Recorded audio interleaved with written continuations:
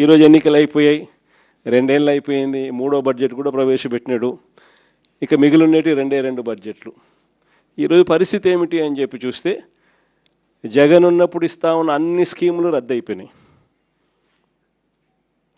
జగన్ ఇస్తాడన్న స్కీములు కాక super 6 super 7 అన్నోడు ఎన్నికలు అయిపోయిన 2 ఏళ్ళ తర్వాత పరిస్థితి ఏమిటి అని చెప్పి చూస్తే జగన్ ఇస్తా ఉన్న స్కీములన్నీ పూర్తిగా రద్దయిపోయినాయి.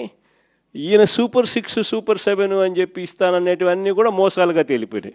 మన హయాంలో మనం దాదాపుగా 3,30,000 కోట్ల రూపాయలు మనం అప్పులు తెస్తే 5 ఏళ్ళు కలిపి 3,30,000 కోట్లు అప్పు చేస్తే అందులో 2,73,000 కోట్లు నేరుగా బటన్లు నొక్కడం, నా అక్క చెల్లెమ్మల కుటుంబ సభ్యుల ఖాతాల్లోకి నేరుగా వెళ్ళిపోవడం.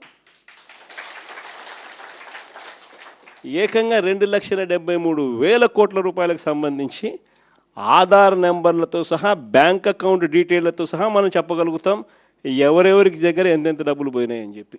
చంద్రబాబు నాయుడు గారు 2 ఏళ్ళు కూడా గడవక మునిపే ఆయన చేసిన గ్రాస్ అప్పులు, ఆయన చేసిన కాంట్రాక్టెడ్ అప్పులు ఇవి చూస్తే 3,37,000 కోట్లు దాటిపోయినాయి. కానీ జగన్ చేస్తా ఉన్న స్కీములు లేవు, ఈయన ఇస్తానన్న సూపర్ 6 లేదు, సూపర్ 7 లేవు. మరి డబ్బంతా ఏమవుతా ఉంది, ఎవరి జోబులు లేకపోతా ఉంది? ఇది నిజంగా ప్రతి ఇంట్లో కూడా చర్చనీయాంశంగా మారింది. జగన్ ఎలా చేయగలిగినాడు, చంద్రబాబు నాయుడు అనే వ్యక్తి ఎందుకు చేయలేకపోతా ఉన్నాడు అని. కారణం చాలా సింపుల్.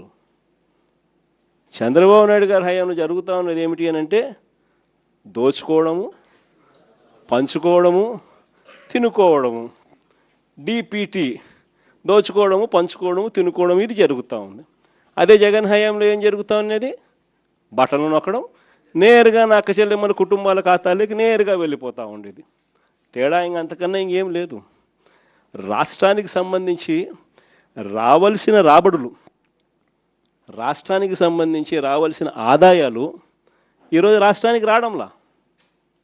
రాష్ట్ర ఖజానాకి డబ్బులు రాకుండా చంద్రబాబు నాయుడు గారి జోబుల్లోకి, ఆయన ఎమ్మెల్యే వాళ్ళ జోబుల్లోకి, వాళ్ళ బినామీల జోబుల్లోకి, వాళ్ళ మనుషుల జోబుల్లోకి ఖజానాకు రావాల్సిన డబ్బులు పక్కదోవ పడతా ఉన్నాయి.